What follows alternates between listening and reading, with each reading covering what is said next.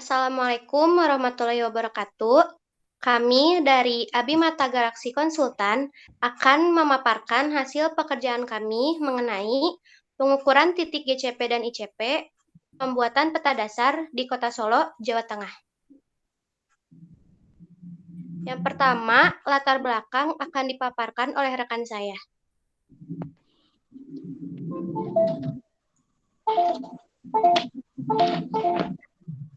Yang pertama, latar belakang perencanaan penentuan titik ICP dan GCP ini berlokasi di Kota Surakarta atau Kota Solo dengan luas 46,0,1 km persegi atau sekitar 4.601 hektar.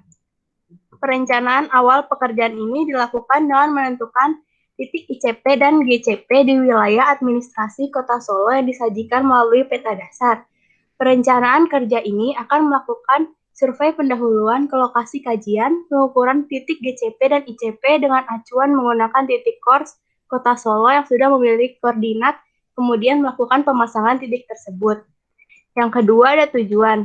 Tujuan dilakukannya perencanaan kerja ini adalah untuk melakukan pemasangan titik GCP dan ICP di Kota Solo, Jawa Tengah, sehingga dapat dijadikan sebagai titik referensi yang lebih akurat sehingga menghasilkan peta dasar untuk sebaran titiknya agar lebih informatif. Selanjutnya, ada ruang lingkup pekerjaan. Dalam ruang lingkup pekerjaan terdapat beberapa tahapan. Yang pertama, persiapan dan perencanaan. Dalam tahapan persiapan dan perencanaan, terdapat tahapan perencanaan yang meliputi 1. Penentuan Area of Interest atau AOI dengan batas admin Kota Solo. Yang kedua, penentuan sebaran titik GCP dan ICP dengan kriteria yang pertama, objek bukan merupakan bayangan.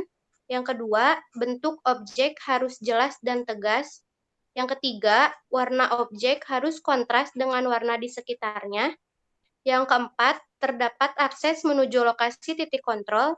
Dan yang kelima, bukan berada di sudut atau pojok yang tertutup atap bangunan. Lalu, tahapan perencanaan yang selanjutnya adalah list koordinat awal GCP dan ICP, titik course dari Badan Informasi Geospasial atau BIG Kota Solo, dan peralatan serta personil. Tahapan persiapan dan perencanaan yang selanjutnya adalah lapangan, yang meliputi mobilisasi dan orientasi lapangan.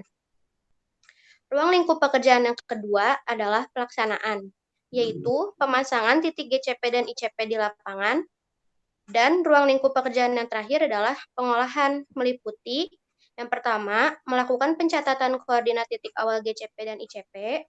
Yang kedua, pembuatan peta sebaran titik GCP dan ICP di Kota Solo. Dan yang ketiga, pelaporan.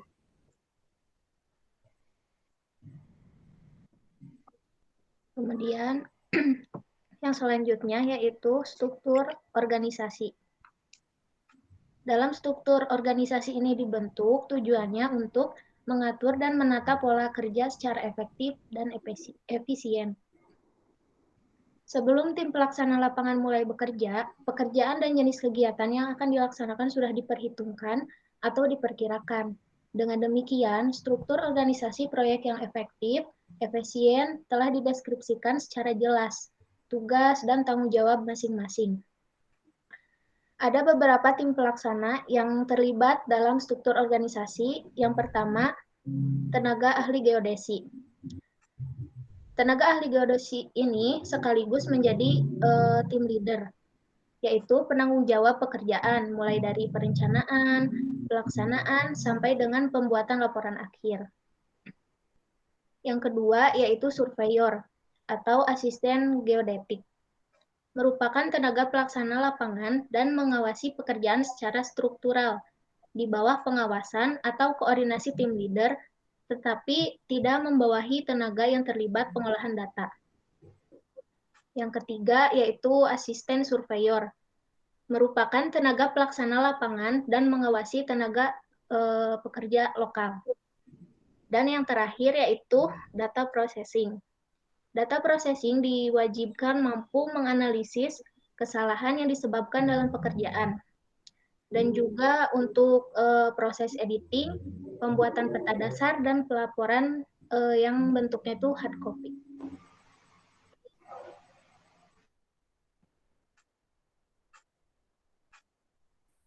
Ya, dilanjut mengenai penjadwalan. Mengenai penjadwalan ini, kita akan melakukan pekerjaan ini sekitar dilakukan selama 14 hari dengan susunan kegiatan sebagai berikut. Dari pertama ini kita melakukan perencanaan proyek yang dimana kita ini melakukan persiapan dokumen, administrasi, dan pembentukan tim. Di hari yang sama juga kita mempersiapkan sumber daya manusianya ya. Kemudian untuk di hari keduanya kita ada persiapan dan cek alat mengenai apa saja yang akan kita gunakan dan kita pakai di lokasi.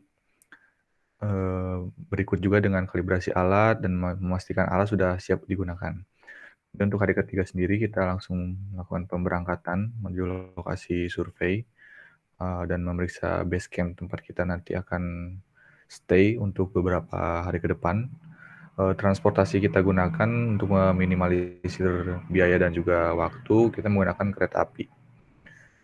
Kereta api atau kendaraan pribadi pun menjadi solusi untuk kita. Kemudian untuk hari keempat sendiri, kita ada survei pendahuluan mengenai apa saja akan kita ambil di lokasi yang nanti akan diambil datanya. Kemudian hari kelima, perancangan titik kontrol berupa persebaran GCP dan ICP. Hari ke-6 sampai hari ke-8 kita langsung melakukan pemasangan GCP dan ICP pada titik-titik yang sudah ditentukan sebelumnya. Kemudian 2 hari setelahnya, itu hari 9 dan 10, yaitu kita quality control. Seluruh data hasil pengukuran memastikan data yang diambil sudah sesuai dengan perencanaan. Kemudian untuk hari ke-11 dan 12, pengolahan data-data hasil pengukuran. Hari ke-13, demobilisasi pulang kembali ke kantor atau ke tempat masing-masing. Kemudian hari ke-14 kita pelaporan hasil pengukuran, penjabaran mengenai kondisi lapangan dan kendala teknis saat di lapangan. Mungkin itu saja. Kemudian dilanjut untuk rincian kegiatan, kita ada persiapan kantor meliputi apa-apa saja yang kita lakukan di kantor ya, misalkan meliputi persiapan dan pembuatan dokumen kontrak yang dimana tahapan pekerjaannya itu terdiri dari beberapa kegiatan yang meliputi pembuatan usulan teknik, pembuatan dokumen administrasi, pengurusan surat-surat, pengumpulan data, pencarian informasi mengenai keadaan kondisi lapangan, pembuatan rencana pekerjaan pengukuran, dan persiapan tim pengukuran dan peralatan pengukuran. Nah, untuk tim pengukuran atau personil, kita tentu saja dibagi menjadi beberapa tim. Untuk kita tim leader sendiri atau yang bertugas sebagai geodetic engineer itu ada 1 orang, surveyornya ada 2 orang, asisten surveyor ada 1 orang, dan data processing 1 orang. Kemudian peralatan survei. Peralatan survei yang dipakai yaitu ada GPS geodetik dengan tipe alat R8 SLT, jumlahnya sebanyak 4 buah, kemudian GPS handheld dengan tipe alat Oregon 750, kita gunakan 3 buah, statif Topcon, kita gunakan juga 4 buah, dan Primark ukuran 100 cm x 100 cm 1 buah. Lanjut. Kemudian yang terakhir itu ada persiapan lapangan, yang dimana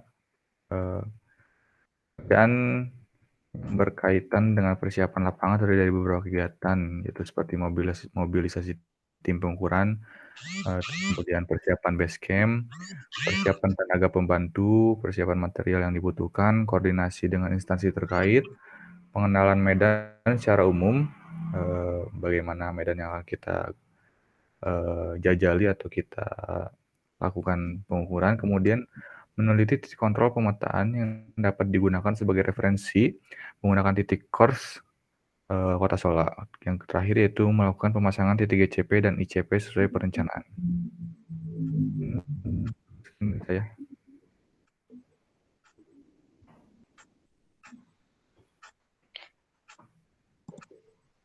Selanjutnya, ada pelaksanaan kegiatan. Pada pelaksanaan kegiatan ini, dilakukannya pemasangan Primark GCP dan ICP meliputi yang pertama, penyebaran titik GCP dan ICP, yang kedua, pemasangan titik GCP dan ICP, yang ketiga, jarak antara GCP dan ICP tidak terlalu berdekatan dari titik kors Kota Solo, dan yang terakhir, Primark berukuran 100 cm kali 100 cm.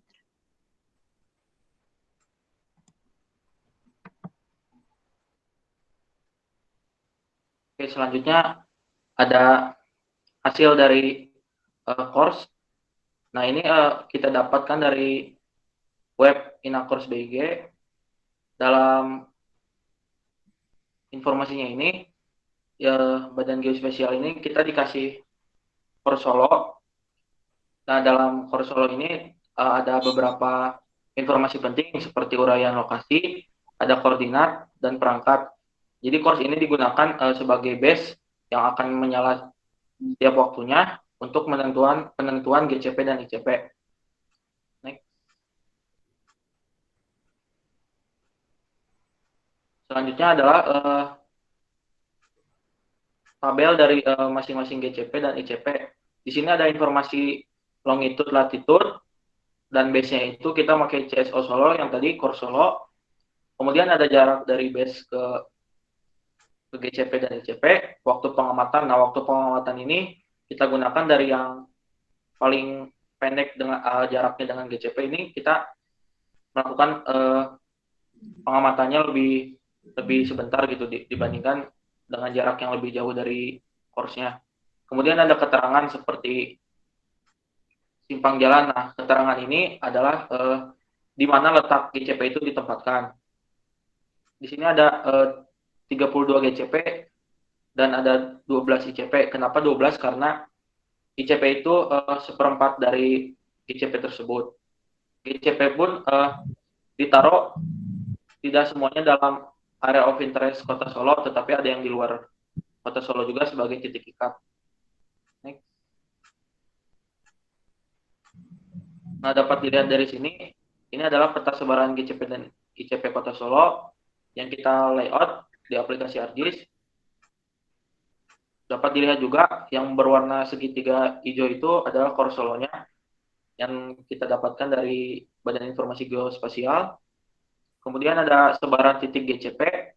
Nah, GCP-nya itu seperti yang tadi saya katakan bahwa tidak semuanya itu dalam area of interest-nya atau batas adminnya Kota Surakarta atau Solo, tetapi ada yang di luar juga sebagai titik ikat agar datanya tidak kemana-mana gitu. Kemudian ICP-nya itu kita taruh di antara GCP sebagai titik kontrol GCP. ICP-nya itu ada 12 dan ada yang di luar Kota Solo juga.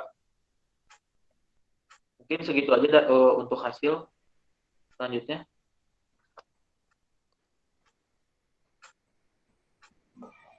Yang selanjutnya adalah kesimpulan. Perencanaan pekerjaan titik GCP dan ICP di Kota Solo, Jawa Tengah dengan luas 46,001 km persegi atau sekitar 4.601 hektar terletak di 110 derajat 45 menit 15 detik sampai 110 derajat 45 menit 35 detik bujur timur dan 70 menit 36 detik sampai 70 menit 56 detik lintang selatan, memerlukan beberapa tahapan seperti perencanaan dan persiapan, pelaksanaan kegiatan di lapangan, serta pengolahan data. Tujuan diadakannya perencanaan kerja ini adalah untuk melakukan pemasangan titik GCP dan ICP yang dapat dijadikan sebagai titik referensi yang lebih akurat dengan menghasilkan peta dasar untuk sebaran titiknya agar lebih informatif. Hasil yang didapat dari perencanaan pengukuran tersebut adalah list koordinat yang dihasilkan dari pengukuran menggunakan GPS geodetik. Adapun titik GCP yang dihasilkan yaitu 32 titik dengan 12 titik ICP yang mengacu pada Kors Kota Solo atau CSLO.